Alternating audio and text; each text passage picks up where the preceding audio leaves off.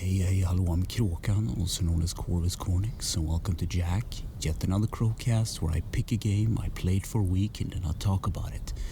This week, however, is different. I attended a gaming convention in Jönköping called Dreamhack, and it's kind of crazy. It's been a trip, a lot of cool and weird stuff has happened, and that's what I want to talk about this week. So the whole reason why I'm here is because of a Bulgarian streamer called Igrit. She streams Apex mainly and League of Legends sometimes, and yeah, that's what she does. She's a content creator. She's on meet and greets, and she plays game live where people can just walk by, which is kind of cool. They have these booths set up where people just walk by and they can see her live stream and actually interact and say hi. And it's kind of a crazy thing how the staff of Dreamhack kind of managed all this together, because it's a huge convention where there is merch, food, logistics, and everything kind of works somehow, and a lot of people attend. I'm actually amazed because this is one of the biggest convents that I visit, actually. I've been to smaller ones in like Västerås, which is called Retro Gathering. It doesn't even come close to this huge event. So Dreamhack Summer takes place during a 3-day period where you attend event and do different kinds of activities.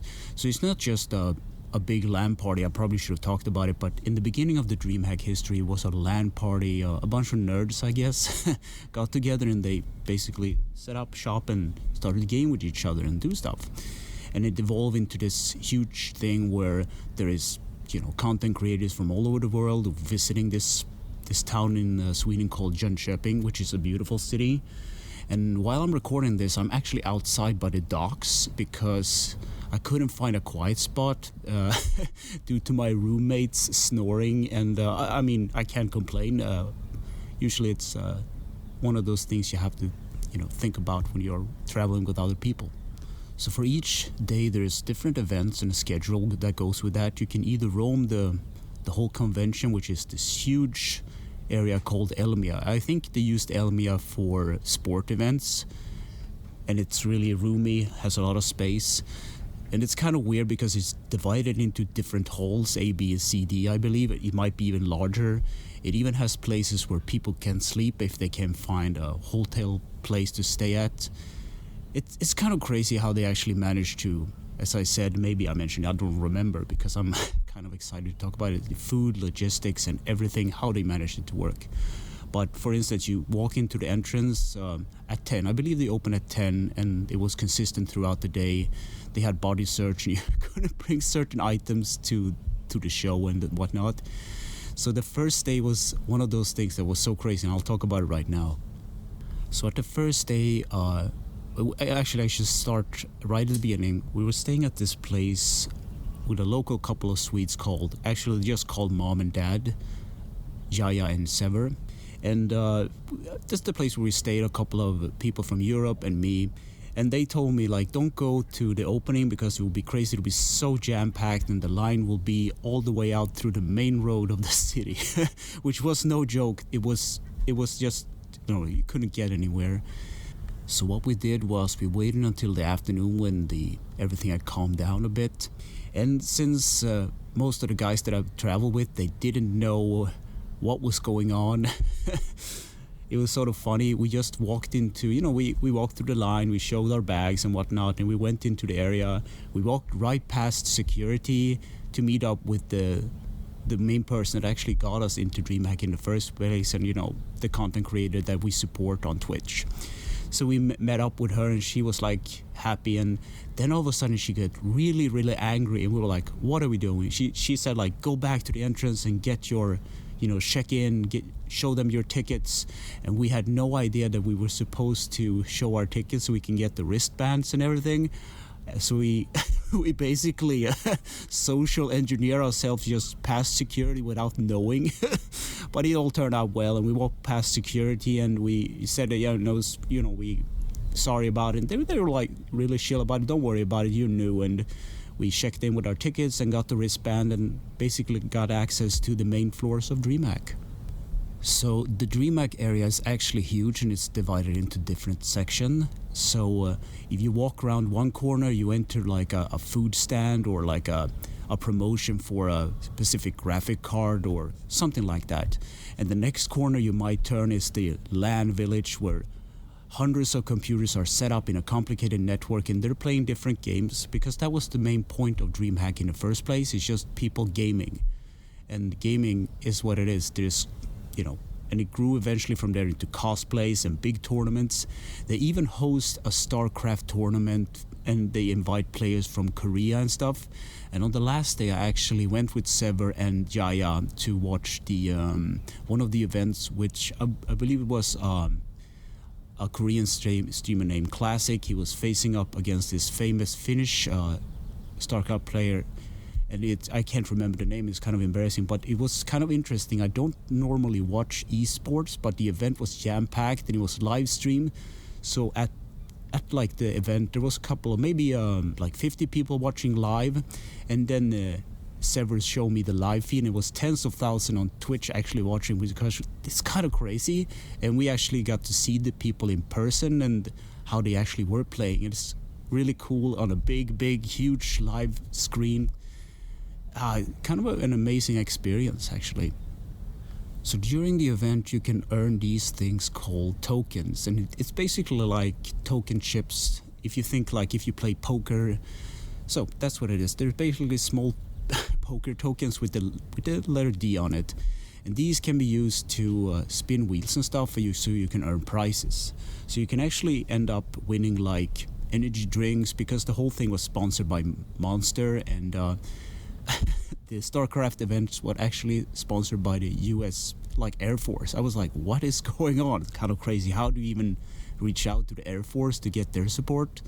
But anyway, it's so you earn these tokens and you can win prizes at this wheel. And I think it was like you get 10 tokens and you can spin the wheel.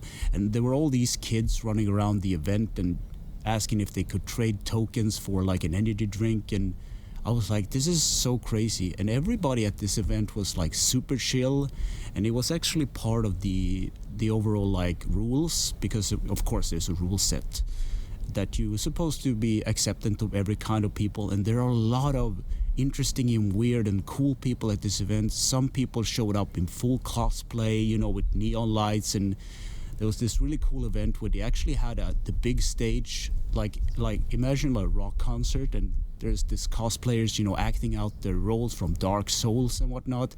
And I was like, the first contender walks in and he drags this huge ass sword right on the screen, on the main stage, I mean, and drags it in and acts it out as the character itself, and the audience go wild and they are screaming, and it's live.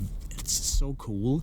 But it's so much to take in. So every day when you got back from the event, you were exhausted, and you tried to figure everything out, because it's basically like a community, like a small city within the city, if that makes sense. So there is food, there is logistics, there are competitions, and there's always happening something next beside the other things. So it's, a lot to take in. So this was kind of funny. I thought my trip to Dreamhack was kind of this struggle, because I traveled basically through a fourth of my country to actually get to this location. And I'd never been so far away from home as this, but I managed to get here. And the party that I stayed with in the central of Jönköping was from all over the country, actually from Romania, Bulgaria, Germany, and so on. And the main thing and the cool thing about it, because we were gamers and we kind of knew each other inside and out even before the event, because we've been chatting in Ygritte Chat, the one that kind of brought us together and stuff. So we kind of knew each other through Discord and Twitch and all these social apps. And when we got together, it was basically like we were this huge family, and everything kind of worked. But the funny thing about their trip was they did a road trip via car. So they went down from I believe they started in Bulgaria and drove all the way up the country. And just because of the high prices of gas and oil and whatnot, it was actually kind of cheaper to go with the route of not actually flying, but driving. And it's kind of crazy also, but I think they share the gas mileage, so the trip turned out fine. But I would never. I was complaining, sitting 3.5 hours, like just one stretch of the trip that I was taking, 2.5 hours like just sitting there doing nothing, and they were like hiking across Europe, and it's like 3 or 4 days. So it's kind of weird, and they had these stories about their travels, and they posted on the social app everything that was happening in real time. And I was like, as I said, complaining about a short bus trip compared to their trip.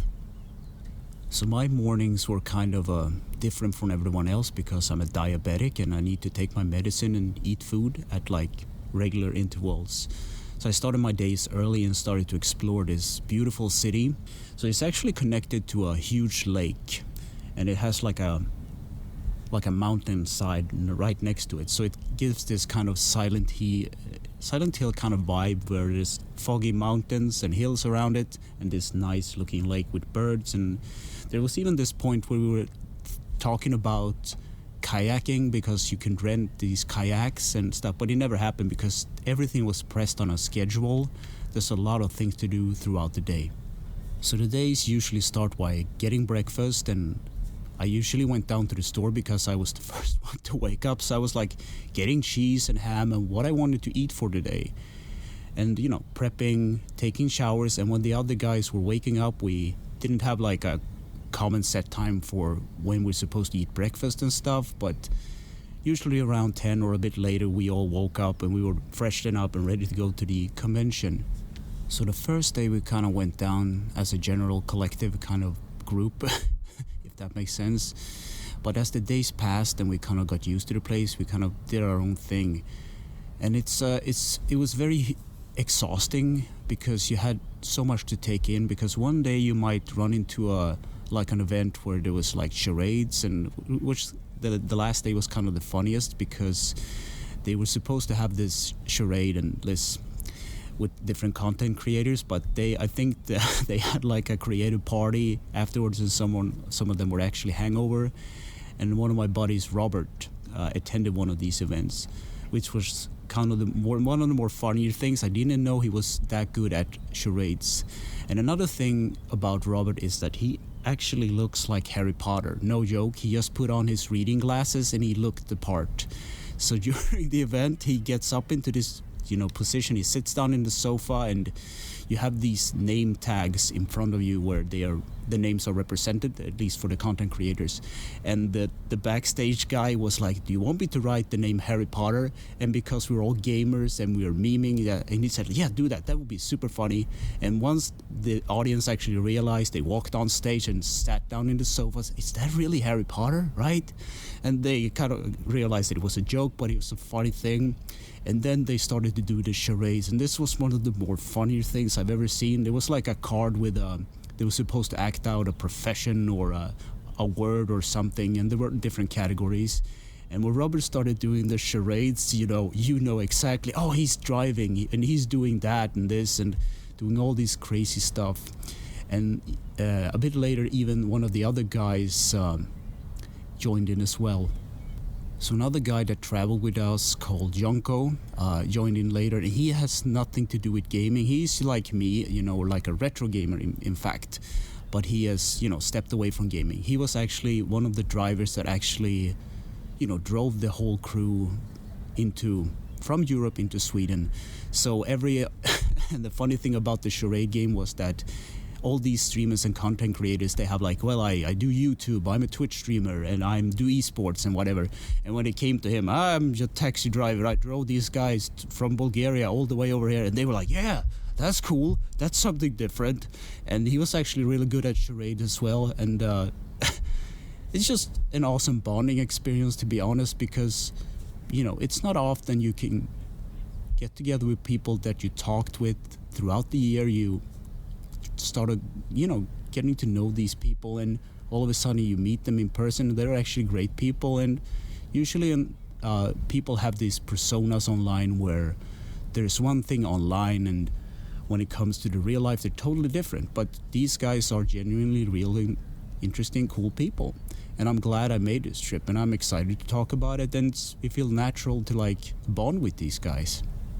Another funny experience that I had during the event was due to the fact that I'm diabetic and everything. As I said, I need to eat things on a regular schedule, and while the others were out gaming and doing other sorts of activities throughout the day, I had to go break up with them and go and eat something. So at this place I found they were serving pizzas, and I was like, I need to eat now because I felt the shakes in my hand and whatnot. And I was like, I went up to the stand and I ordered a pizza, and 2 seconds later, I kid you not, I was handed a pizza. I was like, what? That was fast.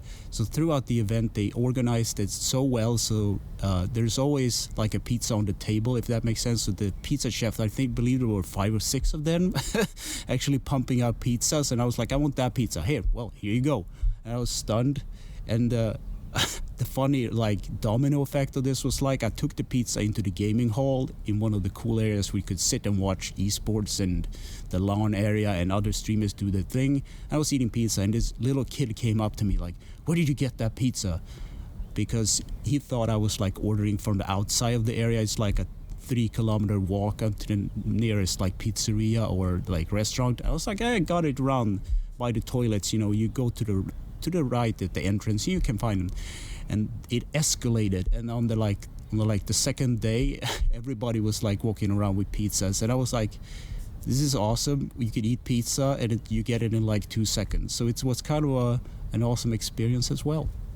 So another cool thing about Dreamhack was the opening, and I kid you not, it was this spectacle I didn't even believe was a thing. So we walked into this big hall and everybody was excited. It was like a countdown, and all the rooms were emptied. I kid you not, they're 3 or 4 huge halls, like stadiums, or not stadiums, but great halls anyway. And I went into this area where there was this countdown and this big screen. I believe there were 3 screens put together. And when it started up, it was this event where this really cool voice came up on a speaker, talked about the Dreamhack thing, and then all of a sudden there were explosions, sparks, and music, loud bass. It's really cool, and lasers, smokes, everything. And once it was over, I was really blown away and was like, yeah, this is cool. We're here. We're gonna do this and experience. I believe you can check it out on YouTube. The live reactions were kind of crazy. Imagine going to a rave with all your best buddies. It was kind of amazing. So a thing that I realized, yesterday when Dreamhack was more or less over, everything was packed up and people were starting to get home. When we got back to our little flat in the central Jönköping, we did something that we should have done a long time ago. We actually gamed, and that's one of those things. We were so busy with all the schedules and everything that we didn't really sit down and game. Mostly outside the event, we were eating or drinking crazy amounts of alcohol and just laughing and having fun, which is the way it's supposed to be. So they fired up their games and played, and we were just chilling, vibing, and had a really good time. I believe conventions is supposed to be like that. You're just vibing and getting to know people, getting bonds, doing stuff together. And it was a really neat thing that I was afraid of doing because it's out of my comfort zone, but all the people at the event and the friends that I made were really chill, and most people were open for autographs, and they were open for the idea of actually bonding. So this is one of those things I want to do again next year because, it's a really cool thing. So, lot to take in. There's a beautiful, lovely view of the lake, the city in the background with the bridges and the foggy mountains around it, all the birds chirping and everything. So I think I'm just gonna end it here because I was quite overwhelmed by it. So yeah. So anyway, thanks for listening and or watching, and take care.